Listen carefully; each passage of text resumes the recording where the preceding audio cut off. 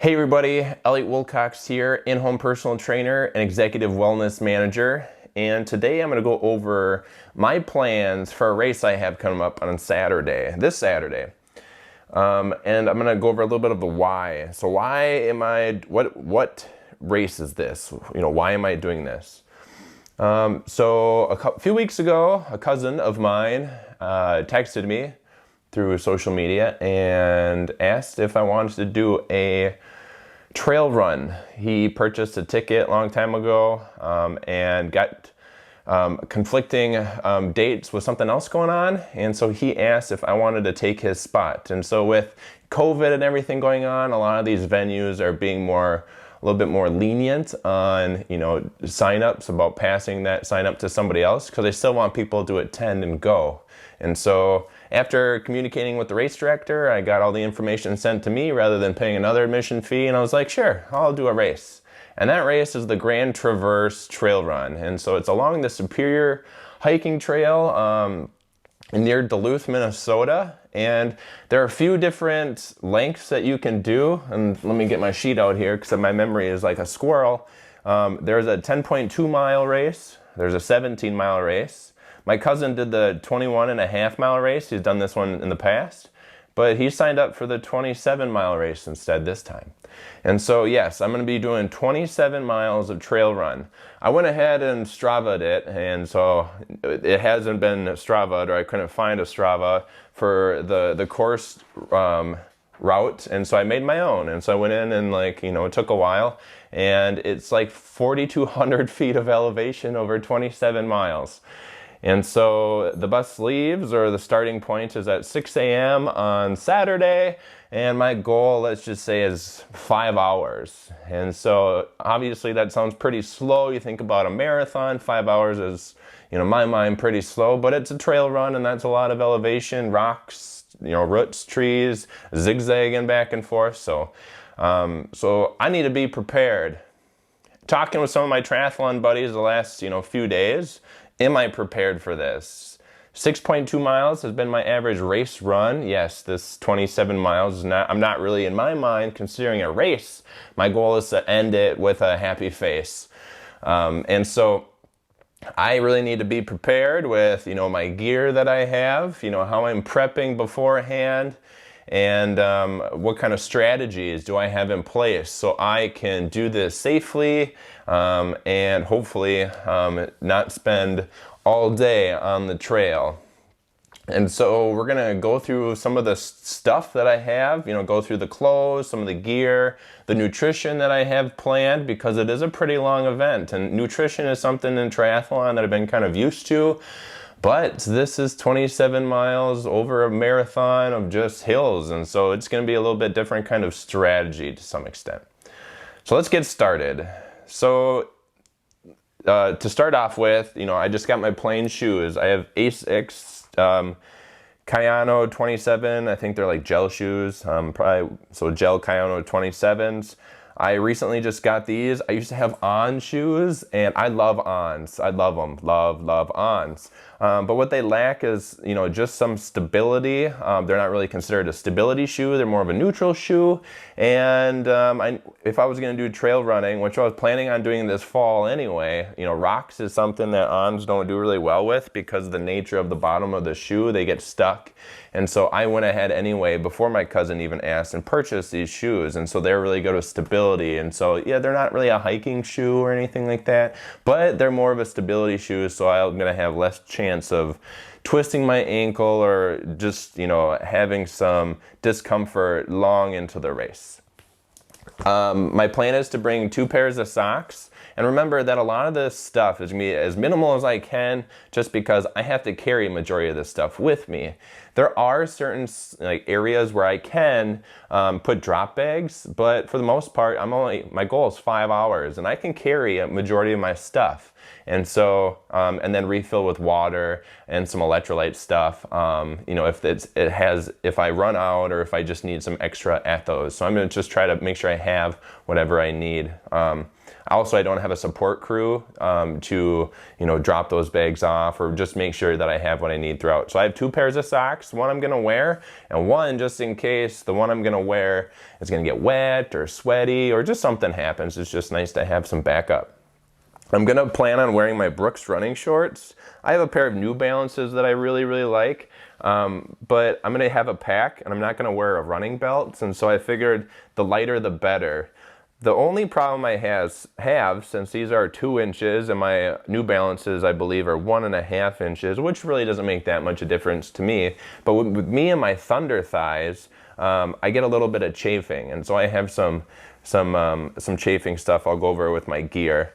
And so my running shorts, I'm gonna wear it's a Nike Pro, it's like a tank tee, whatever you wanna call it, to tank.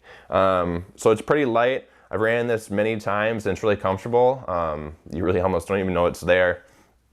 And a few more things. I'm gonna have a hoodie. This is just an Under Armour winter hoodie. You put it over your face. You can wear it literally just like a hood, and it's light enough so when it gets warm out, or if I don't want to use it as like a neck warmer to some extent, I could just take it off and put it in the bag.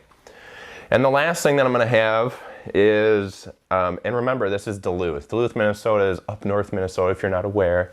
And the high temperature, I'm still looking at the weather constantly, is the high is 61 degrees and the low is gonna be in the low 40s. And so it's gonna be relatively chilly. And so generally you wanna dress for about 20 to 15 degrees warmer, you know, degrees Fahrenheit, warmer than it actually is, because your body's gonna be you know, generating heat, and so you don't want to overdress because you'll get too hot. And the last thing, again, a Nike Pro outfit. So this is just like a Nike, it's nice and like compression fit, and I chose this one. I have another one that's compression fit, but this one has a zipper. You hear that? A zipper. I get that close enough to the mic? A zipper. And so that's just another way that I can help regulate heat. So as I start heating up and I don't want to just take this off yet, I can just take her down a few notches and expel some of that heat. And so that's basically what I have for clothes. So very minimal, you know, very light. This is pretty much nothing, you know, when it comes to clothing wise. So moving on to gear. A thing I kind of like contemplated back and forth was just headphones. Everybody wears headphones. Not everybody. A lot of people when they go on runs, they wear headphones. Some people don't. You know, the cool part about trail running is just like being with nature. And so, you know, could be bears. I'm just kidding, but there might be. So my battery only lasts for 4 hours on these headphones. I used to have not Nike, those like AirPods. But with trail running and like running in general, they kind of just like jangle around just a little bit. Plus they're not as like waterproof or durable. And I've had these for a long, long time, and they've surpassed a lot of those AirPods. And so I'm gonna listen to nature quite a bit, but I'm gonna bring these in the pack as well, just so if I just need something else to focus on or push me through some like difficult times, I am gonna listen to some tunes. These are like Plantronics PBL Fit. Worked out for me for a long, long time. Another thing is sunglasses. We're starting at 6 a.m. So here in Minnesota, the sun doesn't rise right now until 7. And so I'm gonna run my first hour or so in the dark. And so sunglasses, and these are just some cheap ones literally on Amazon that I got for when I did triathlons. And so they're very like more for like cycling. Cool, right? Because it, you know, kind of creates that visor effect. But they also came with some other different colors. And so it's like a yellow lens. There could be a fancier term for that. I'll just call it yellow for now. And basically when you put these on, and remember that I didn't really mention this, but these basically clip. So this is just a lens and all this stuff unclips, and I can just transfer it out really quick. And it just makes everything really, really bright. And so if I'm ever going on a run like early in the morning, or in the evening and the sun is just coming up or just going down, this makes it really, really bright. And so I can be more alert. Again, safety is a really big thing on trail running. And so I'm just gonna put these in the pack, and don't be too worried. I mean, these are like safety glasses, like material. So even though they're kind of jumbling around in my pack a little bit, I have a little carrying case here, not really carrying case, that's what they came in the mail, and that will kind of help prevent them from getting all scratched up and such. So to continue on, since I'm going to be in the dark, I went ahead and I'm a camper, you know. I like to go camping. I'm an Eagle Scout, so I've been camping a whole bunch, and so I've had headlamps. I have headlamps, but they're huge. They're like gawky, and I've really never wore a headlamp while running. And so my mind was like, man, I don't want to wear this huge thing like a unicorn and it would just be bouncing around everywhere. So I just went ahead and bought a Nathan headlamp, and so it's got a whole bunch of different brightnesses and different colors and stuff like that, and SOS, you know, in case and this is like, I don't really go over everything too much in detail, but this one, you know, it's rechargeable, which has its pros and cons. I can't just throw batteries in it, but it's such a long charge, I don't think I'm gonna worry about it. Nathan's a really good brand, and you notice the next upcoming things are all Nathan, and if you run, you know what Nathan sports products are. So I got a little headlamp for that. And that's just so I could see for that first hour or 2 hours. So the next thing, you know, for gear-wise, luckily I was in triathlon a lot this summer, and, you know, it was my first summer doing tries, and so I got a number belt, and so I'm doing this trail run, and, you know, looking back at the pictures of people who've done it before, and, you know, kind of doing my research of what to get into. A lot of people didn't have running like a number bib, and so they just like kind of pin their number on them, whereas like I already have this, and it's again a Nathan brand because Nathan makes good running stuff, and so I'm just going to use that as well. It's elastic. Continuing on, Nathan water bottle. I know, Nathan. So this is my Exodra insulated 18-ounce water bottle. It's got a little pouch in it. I can put some like some blocks, so I don't have to carry them in my bag all the time, but I will. I have a lot of blocks, a lot of nutrition. Get into that later. So this, you know, is a handheld water bottle, plus it squeezes. So as you drink out of it, it's not sloshing around in there. And so relatively on the pricey side, but man, definitely worth it. Me as a bigger guy, when I do my triathlons, it's really nice to have some hydration until I start losing some poundage or some weight or some excess muscle. But yeah, so Nathan water bottle is what I put my handheld in. What I don't have here, I'm borrowing a bladder from somebody, just because this is my first like ultra long trail run, blah, blah, blah. I didn't really want to go ahead and buy a whole bunch of new stuff. If I could borrow like some stuff from people, I was going to do that, just because who knows, like, am I going to sign up for another one, or am I going to hate it and never do one again? So so I'm borrowing a bladder, and that's going to go in my bag. And so hydration in the hand will have some sort of electrolytes in it. The bladder in the back, or, you know, in my pack, is just gonna have straight water. And so I can like refill my mouth, and then this is just gonna kind of be a little icing on the cake when I just need some electrolytes, you know, that kind of thing. So the last kind of part of my gear, other than my bag, and I'll get to that really quick, is Body Glide. I just bought this, and I've used it a few times, and I really enjoy it so far. I really didn't get into a lot of long runs where I needed it. I do chafe in between the legs, because my thunder thighs, you know, I was into more bodybuilding stuff, you know, they kind of rub together, and it creates a lot of friction. You know, it could start a forest fire. Just kidding. Just kind of using this, and this is kind of like a deodorant type. I've also ran with I've only had my headlamp for a few days now, and I've ran with it and walked with it. I'm even gonna put this stuff on my forehead, because that thing is gonna rub on my forehead for like over an hour or so. And so just kind of put this in the area of my feet. You know, I'm gonna do an order of operations first, since it would be like, you know, I don't have athlete's foot or anything, but I don't wanna, you know, do my feet and then my face. That's kind of gross. You know, I can kind of reset the top, but whatever. So yeah, so Body Glide, just original blue, and not really that spendy wise. So I'm really excited for this, just because I'm running for a long period of time in some shorty shorts. So continuing on, and then my bag. And so this is kind of like what's going to hold everything. It's not necessarily a running bag, but it does have straps that go around the chest and around the hips. And they're not the most comfortable straps around the hips. It's just a drawstring. But remember, I'm packing relatively light. I'm not really going for heavy stuff, and it's not going to be completely full.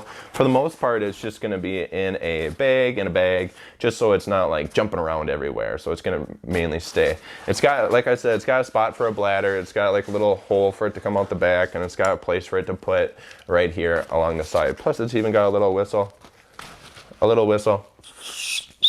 in case I do get lost. Hopefully I don't get lost, and that's why I Stravaed it beforehand. And so my bag will carry everything, and it will work out just fine. It's just an REI little bag. Alrighty, so that's it for gear and clothing. I hope I didn't bore you so far. I hope you're still in the video right now. I hope you're still watching, because now we're gonna get to the fun part. Nutrition. Alrighty, so nutrition's really, really big. And so in triathlon, those races, that I do are Olympic, about 2 hours to 2.5 hours, up to like 2:45 depending on your abilities. So, you eat beforehand, you technically take in nutrition every 15-20 minutes, after you get out of the swim, and by basically the run, you're not really taking in much nutrition, because that's, 40 minutes, 45 minutes. You might do a little bit at the beginning, but really the last like 15-30 minutes, you're not doing anything, because it's not going to get absorbed until then, until the race is over. So with that, my goal is to take in roughly about 3,000 calories throughout the 4, 5, 6 hours. I'm going to be doing this race on Saturday. And so you're like, holy Hannah, that's a lot of calories. But, an hour of running for me averages anywhere between like 1,000 to 1,500 calories, depending on elevation, depending on heat, depending on, that kind of stuff. And so if you're thinking that I'm going to be running for almost 5 hours, that's 5,000 calories. So is it necessary for me to eat 5,000 calories during my run? No, definitely not. Because like I said, we're going to eat beforehand, something probably really high in carbs, some fruit, blah, blah, blah. And so my one fear is, by the way, pooping along the race. And so I don't want to poop, because I have considered bringing toilet paper in my bag just in case. You're in the woods, if nature calls, you just got to go, or some wipes or some sort of, that kind of thing. And so I think more nature would enjoy toilet paper rather than some like wipes, baby wipes or something like that. So I don't want to poop during the race. So do I eat? And a lot of the stuff is basically for endurance athletes, stuff that I would use like during triathlon.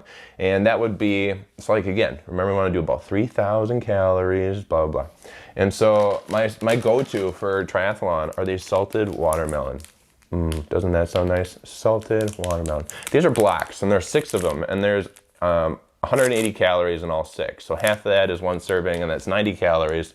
And I like the salted watermelon because it's 2 times the amount of sodium that would be like in a normal block.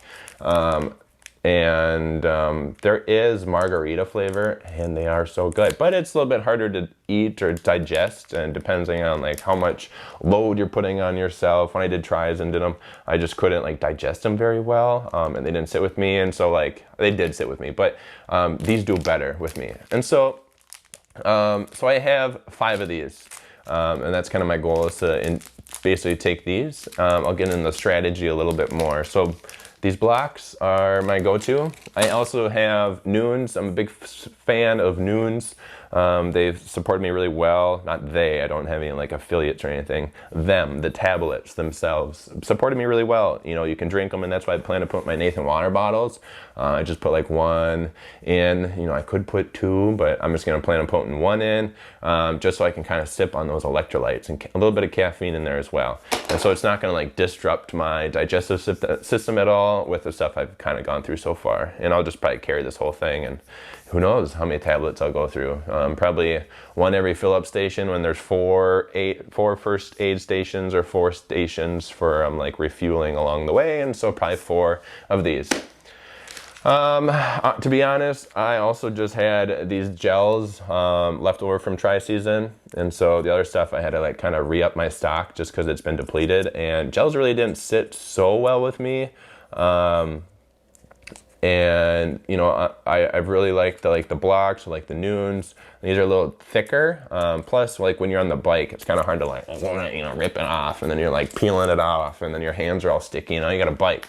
Whereas like I'm on a run, these are gonna be a little bit more doable to kind of ingest. Not as high intensity or sprint kind of like as a triathlon. So I got 2 of those kind of planned. I could bring more. Do I need to? Probably not. The last kind of thing, you know, all these are, you know, very common if you try as are running, blah, blah, blah. Salt sticks. These are just capsules. They're really high in like sodium. And so basically it's just going to help prevent me from cramping up. And it's just going to provide enough energy for me the entire time, hopefully. So my goal is to take 12 of these. And so I'll get into that strategy, I guess, right now. No, not right now. Not now. I got one more food left. 2 foods left. 2 foods that aren't here. I'm kind of procrastinating on everything, but I'm getting it all together. I have to make bars. I'm going to put a link at the end of this video for my bars. I make some pretty good protein and fiber bars. What I'm not going to put in this batch, though, is fiber, because I don't want to, along the run, what I'm going to replace it with is butter. Just for the calories and the extra fat. And so if you want to look at that video, that's a really good way to get calories in. And if you work out a lot, you need calories. And also there's some carbs in there, and there's a good source of protein. I'm also not going to put fruit in there like I normally would, just because I don't want to during my run. And so what I am going to do, though, my other source of food, I'm just going to bring some Gorp. So if you don't know what Gorp is, that's basically an old term for trail mix. It stands for good old raisins and peanuts. And there's probably some other stuff in there as well. But I'm just going to bring that in there. And so with the Gorp, I'm going to bring 5 bars, and I'll go over that explanation when I go over my strategy. It should put me at about 3,000 calories, and I hopefully will ingest it all. All right, so that is the nutrition, and let's go over kind of strategy. So what is a strategy for this kind of thing? And so, like I've been talking to my friends, I just talked to, after swim practice this morning, I talked to one of my friends, and I was just like talking about my thing on Saturday, and he's like, I just hope you don't really get hurt. And I was just like, yeah, me too. Because we're talking about like how I didn't train necessarily for this race. I've done more like high intensity interval training. My longest run has been like maybe 12 this summer. It's not very long, but I've been working my butt off in other ways as well for triathlon. So my endurance is through the roof. I just haven't done, 15, 18, 20 mile runs. And there's also some, pros and cons around doing that or not doing that. Different video, different time. So here's my strategy. So typically for triathlon or race in general, you want to ingest food, 15, 20 minutes, every 15, 20 minutes of that race. So that is a lot of nutrition. And it's not like you're like, I'm going to eat a whole bunch and then eat a whole bunch again. It's just like you just continue to like feed yourself just a little bit and have that food that you get used to metabolize fast enough just so you can supply your body with energy over a long period of time. So my goal is to take basically 1 salt stick every half hour, every 30 minutes. So if I'm racing for 5 hours, that's 10. If I'm racing 6 hours, that's 12. So I'm gonna bring a whole bunch of these in a little Ziploc bag. And so every hour, I'm gonna do one of these blocks. And then depending on how I feel, I could almost do 2, but for the most part, I plan to do 1. Just kind of starting off with, just so they last the entire run and I'm not like overly getting nutrients throughout the entire thing. And then, so every hour, so every top of the hour, I'm going to take a block. Every 30 minutes, I'm going to take a salt stick. So every top of the hour, I got to take a salt stick and a block. Yeah, okay, so I'm just kind of watching my watch. Also, I guess I didn't really mention my watch. I'm going to wear my heart rate monitor and my Garmin. It's like a 735 XT. It's nothing too fancy, but hopefully it will last the battery life. Again, it's just 5, maybe 6 hours. These are about 10. And so, okay, back to the strategy. So I'm going to keep watching my watch. Every 30 minutes, pill. Every 60 minutes, pill and block. All right? On the 2-hour mark, I can't believe I'm saying that. The 2-hour mark. We're going to ingest one of these bars, all right? These imaginary bars, take it out of Ziploc, walk for a few minutes, ingest a bar. With the butter, normally the bar that you're just about to look at the YouTube video I'm going to post at the end here is normally about 200. Actually, it's 199 with the ingredients I have. Everybody's different.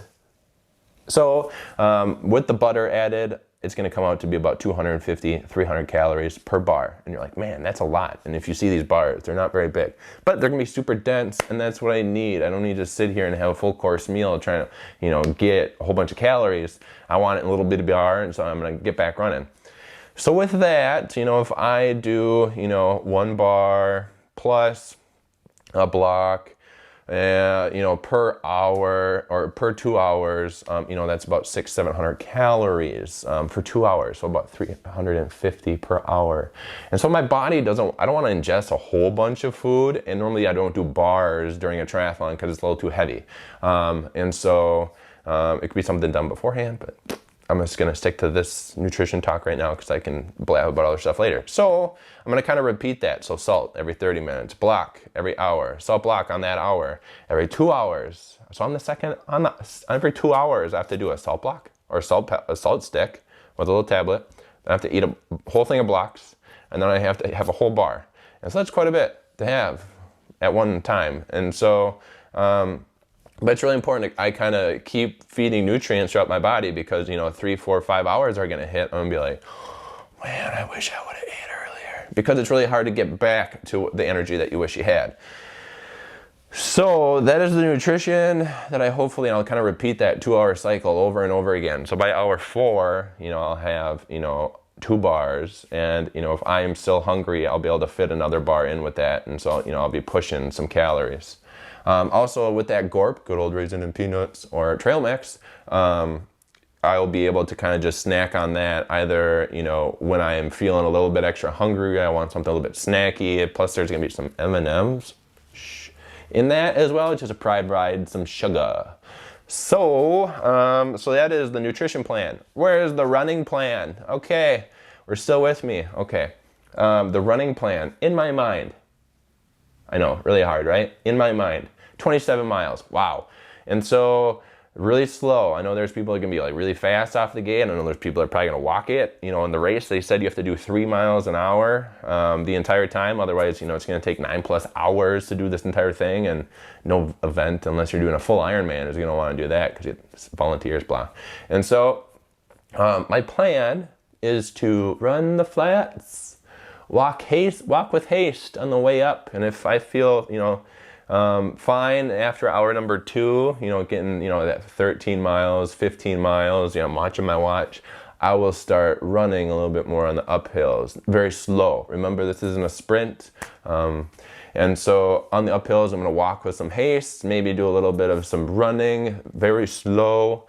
And then on the way down, I am basically going to walk if it's steep. If it's not too bad, I'm probably just going to do a very light jog.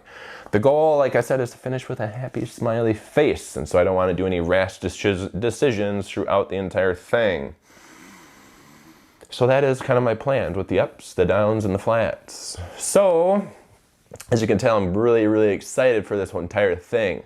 And so, also, like I've said, I am not the most prepared person right now when it came to my training because I didn't plan for this 27-mile race. So, things to kind of help me prepare from now till Saturday. My calf has been kind of tired, and not tired, but a little tighter than I would like, tight. And so I've been kind of hitting it with a lot of different stuff. I've been putting the ball behind my knee. I've been hitting the hypervolt as much as I can. Not too much. Remember, we got to rest. And then, the handy dandy stick. Just do a lot of that. And then I'm also going to bring all this stuff. So like the night before, when I'm just trying to like relax and stuff, I'm going to hit it with the compacts as well. And so those kind of were my 4 like mobility stuff beforehand. So I'm in a perfect scenario to race the next day. Well, I think that is everything, from my nutrition plan, from my like racing plan, from like my gear, from my clothing plan. If you have anything else between now and Saturday that you think I need, please message in the comments below. Otherwise, just shoot me a good thumbs up as like a good luck, man, you're gonna die. Or have fun, if I get a whole bunch on whatever, you can just comment below. If you like this video, again, hit that like button, subscribe to my channel, Wilcox Fitness. I do podcasts, I do just a whole bunch of random stuff that has to do with fitness. I didn't pause, just kidding. And so, remember, go look at that protein and fiber bar recipe. So I'll catch you later. And again, I'm Elliot Wilcox. Peace.